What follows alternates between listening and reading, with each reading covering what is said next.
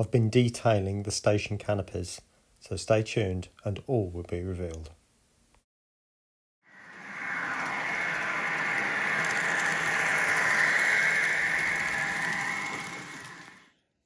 Hello everyone and welcome back to Piccadilly. Now this was the scene pretty much at the end of the last video with the two canopies in position, and the only addition now is that roof has now been replaced, and you will understand the reason why very shortly. But before I say anything else, I just want to thank everybody who commented. It was just gobsmacking and quite humbling to read comment after comment after comment in such praise, and I just want to thank you all. And just, you know, I'm just doing what I normally do, but it's just very humbling to see that you're all loving it and appreciating it, and you know, but thank you so much. I don't know what else to say on that front, but anyway, over this past week I've been on holiday. I think some people are a bit concerned that I've gone a bit mad, but it's been a very quick build to get to this stage, and because I'm not doing the work, the printer is doing the work, so I've been able to get on with doing other things. So whilst the printer's printing the next parts, I've been assembling the parts that it's just been printed and things like that, really. So that's why it's been such a quick process, you know. But anyway, I've not been idle. I have been busy, and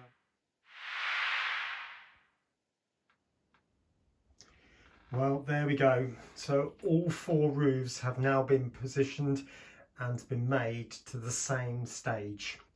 So what this video is about is the start of the detail.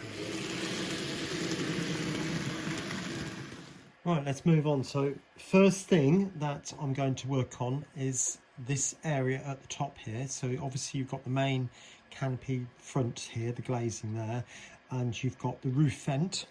So obviously it used to be steam engines in there at one point, so therefore they needed to have a vent for all the smoke to get out, and that, I believe, is all open down the side so that the smoke could get out. But there is a platform, an inspection platform that runs along the back here, because we have got two long vents, window vents, and they need cleaning. So obviously you don't want bird muck and all sorts growing on that, so there are some slidable window equipment which goes all along the roof both sides. Right, so there we are. That's the platform I'm referring to, and obviously it's not very big in N gauge, because a person is 12mm tall at their tallest, so the railings can only be 7-8mm high. So bearing all that in mind, it's got to be fairly small. So what I did with this is take a piece of acetate, a silver paint pen, and I literally just drew lines on it. And I think all in all that was reasonably sufficient for the time. But the 3D printer does allow you to actually print the railings, so they really have air gaps in them now. So it's not mounted on acetate as it was. So I've been experimenting with the platform as it is, and I'll show you my first incarnation, which was this one. Okay, so you can see the railings print quite easily. It's only on black because I wanted to print one quickly and I had black in the printer, so I just printed it black. The finished versions will be printed in grey, which is this colour grey, and then painted. The railings will be painted an aluminium silver, and the base will be sort of, well, it's expanded metal, so it is going to be a silvery colour, but I will try and make them a bit different from each other. Right, so this is what I've done in terms of the printer. So I've got all the different railings printed off here. Now, before anybody comments on this isn't the greatest print in the world. There's a lot of sort of ghosting and stringing, which this PLA doesn't normally do, I have to be honest. Right, so there's the platform, and hopefully you can see that little curve that I've created there to help it sit on top of the canopy and not rock about so much. So that can be glued on quite easily now. But you'll notice the other side hasn't printed that well. Now, why is that? Well, the reason is because I've put it on what we call a raft, and that is used for very fine details like the railings, which if I put straight onto the bed, even wouldn't stick. They would literally just wipe, the head would just literally wipe them away. So I could put what we call a brim around them. In other words, it puts webbing all around the inside, but that would mean that I have to sit there and cut it all out, and it just makes it harder and then more difficult, because obviously I might cut through the railings because they're only 0.6 of a millimetre thick. So I've decided to put it on the raft, which is a thicker piece of plastic, as you can see, and that just sort of grips, if you like, and you get all these like little tongues sticking up, hence you get that sort of finish underneath there. All I'm going to do is just sand it with some quite coarse paper, and hopefully you'll see the effect I'm trying to go for. I just sand off the worst and then leave some little crevices, if you like. Again, just a tiny bit more, but here you can start to see the effect I'm going for. So that's once painted up with silver, and then run some dark in there, or paint it dark, and then dry brush the silver over the top. I think that would give quite a nice little effect, and you know, I think that would be passable for expanded metal. So that's all I'm going to go for there. Now this railing sits in there and bends around the corner as like a U shape. Put that piece of plastic on top like that, and then take my scalpel underneath like that, and then fold it up like so. Turn it around to the other side, put that on just inside the post where I want it to fold like that, scalpel underneath and fold it up like that. Well, I'll show you a more completed one. So you can see the railings are a lot lower, and hopefully you can notice this big curve here now. And I did say that at one end the railings do go underneath each other, and bolted together with scaffold joiners. So it's all scaffold tubes really, and they're just specially made scaffold tubes. Alright, so that's one completed. So I need to do the opposite hand. So this gap will be on that side. And I need to make 4 of those for the big one, and then 4 smaller ones for the 2 smaller canopies. Alright, I'll see you in a bit.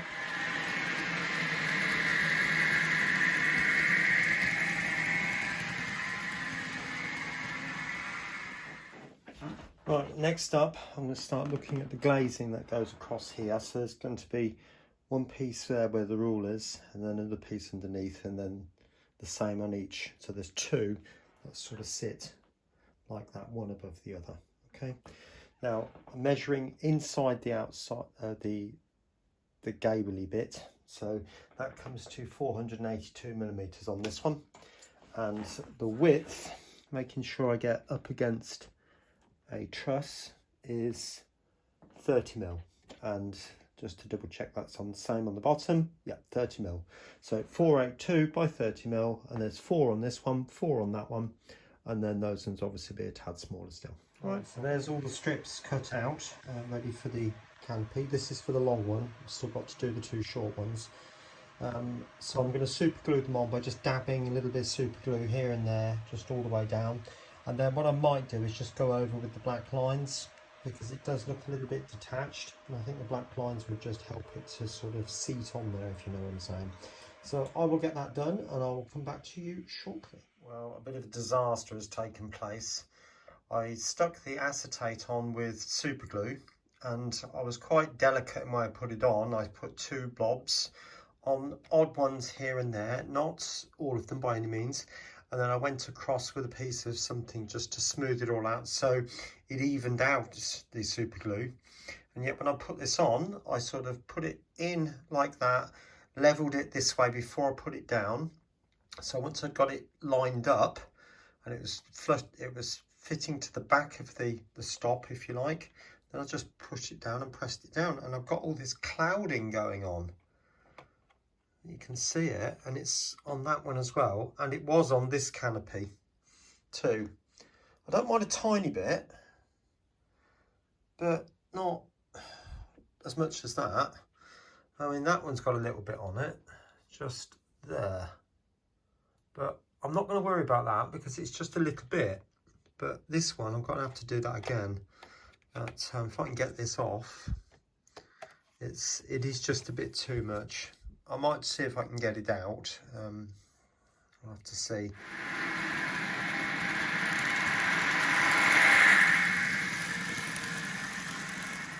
Started working on the steps which go down the side of the canopies from the platforms, the window cleaning platforms. So you can see here what we've got is basically the arc of the roof, and that bit there represents the actual canopy roof itself, and that will act as a hole at the end and will just cut out the profile to the actual correct shape. So I've got a bottom piece, and then I've got all the steps in, obviously, and getting those lined up so they look believable is quite difficult, as you can appreciate. But starting to get there. I'll show you what we've got. What I did do first was that one. Now they are all a bit long and not quite wide enough, so I need to address that. But you can see the steps at the top are absolutely fine, and nobody would have any problems walking down those, and probably to about 2/3 of the way down. And then we get to this section, which isn't actually wide enough for a foot. So that is when I thought, well, if I remove every other one and see what that looks like, which is what I did there. And it still didn't, it looks still a bit steep. So what I've done is extended the rake out a bit, but sort of cut the profile back narrower at that end, so it's more step than structure, if that makes sense. So that's printing at the moment, and then what I'm going to do once I've got the profile right is to crop it back a bit, because I don't need as many steps, probably only need them to about there. I'm just checking it against the model, and then I'll make it 1 millimetre wider, and then hopefully that should be enough, and then it's just a case of making the railings, which I should just base on the same process I've done before. So it took a bit of effort, but managed to get the steps to the way I want them. So I think you can see that be quite believable. You could walk down that, obviously if you're the right size. I've had to do a second side piece because it doesn't, you can't sort of print in mid-air, although that probably would have been okay, but it's just easier to print a separate side piece. And obviously we've got the railing there, which will go on, yeah, that way around, like so.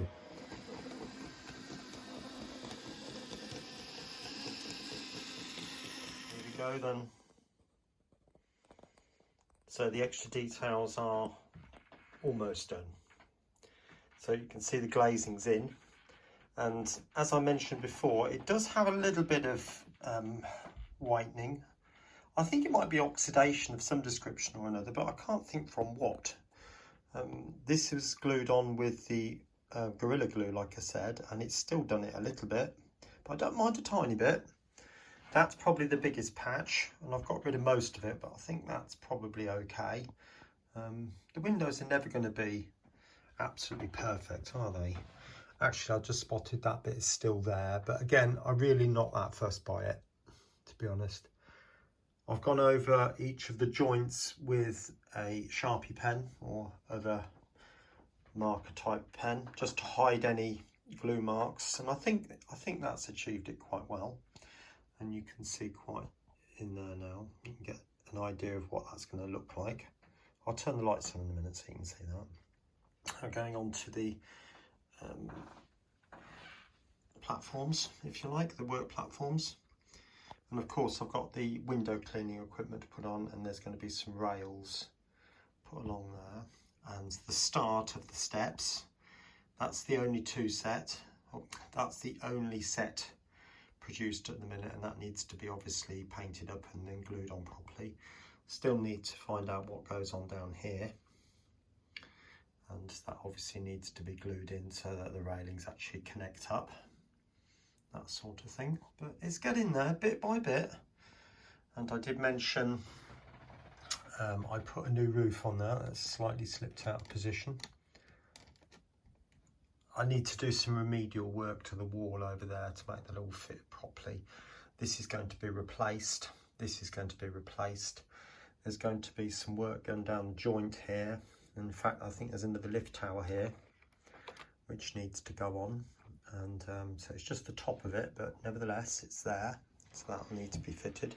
But you know, we're getting there, so I'll try and get those extra steps made for the weekend, over for next week if I can.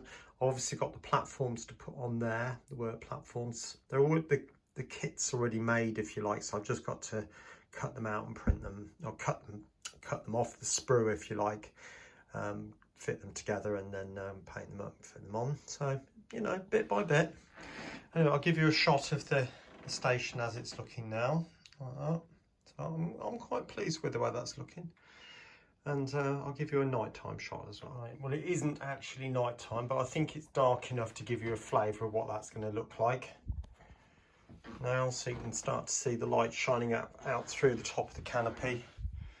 You can see the 156 is still sitting there from the last time you saw it. Okay, so you can see the tracks through there. There's not a lot over that side, but you can see the odd bits here and there. So I'm quite pleased with the way things are coming along. Now, please understand, I'm back to work now. Actually, I'm back into teaching, so if anybody wondered what I was doing, yes, life's changed again. Come out of maintenance and back to teaching now, so life will slow down a little bit, but I will get as much done as quickly as I can, and you know, I'll put the videos up. Try to put them up once a week, but we'll see how it goes. All right, 2 more videos will be appearing on your screen right now, so please do take a look at those to the very end, and I'll catch you again very soon here on Piccadilly. Bye for now.